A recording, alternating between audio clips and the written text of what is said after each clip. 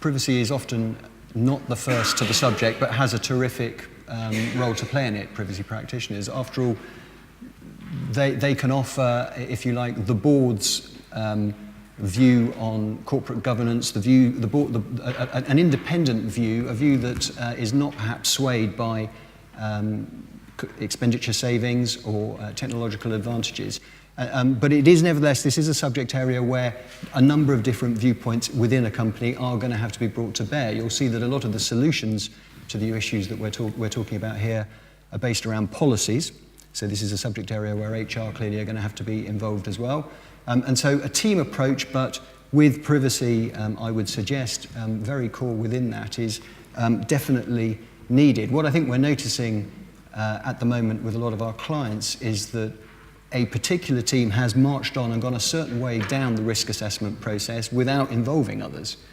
And we're seeing privacy practitioners using subtle ways to try and claw back some ground. Perhaps a gentle privacy impact assessment, maybe not a full-blown one, maybe a light privacy impact assessment approachment type. The suggestion to an IT team that might be looked at whatever measures are going on now or what might be planned in the future, or something more full-blown.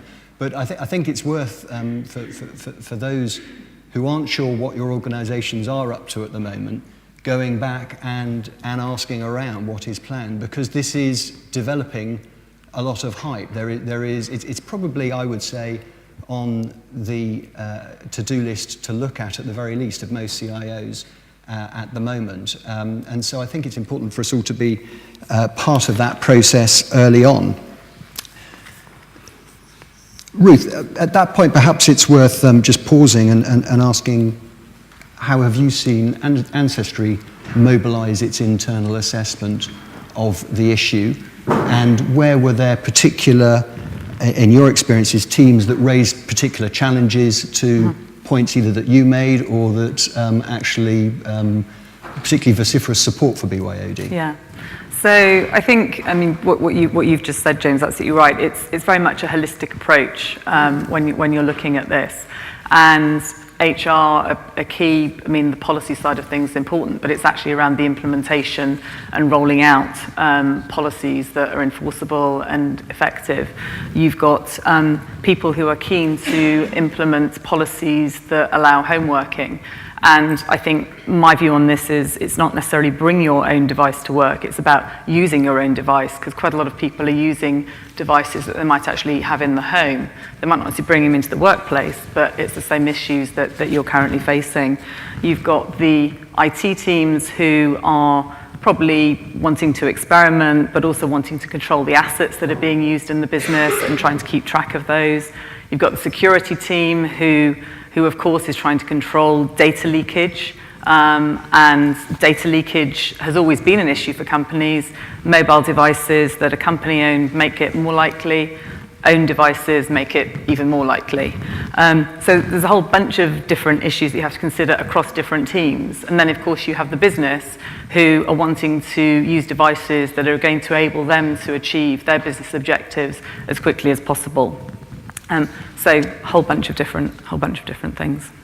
And have you noticed anything around the view of senior management? Are they particularly in favour of things like this, or are there particular teams within a business that are particularly pro bring your own device in terms of wanting access to particular types of device and therefore pushy on this subject? So I said, I think for technology organisations, especially ones based over in Silicon Valley, everybody wants to come to work with the newest device.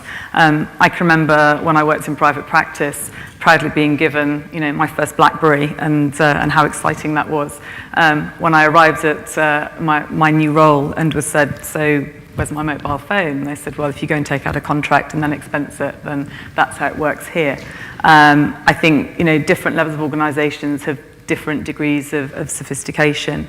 Some of that can be driven by a finance team who believes it might save money. I think, as Jürgen said, some companies now are assessing this and realizing it doesn't necessarily save money in the long term, or when you look at it holistically in terms of not just looking at the bottom line, but looking at the cost to time and management and risk that it presents across the business.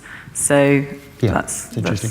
Yeah. I think we've noticed that a lot of particularly large businesses that have looked at rolling BYOD out actually early on came to the conclusion it wouldn't save them money, but saw it much more as a means of engaging with their workforce and encouraging them to use applications and programs that they might not otherwise use. So although the vendors are pushing this as a money-saving solution, that doesn't appear to be actually that high up on the list at the end of the day.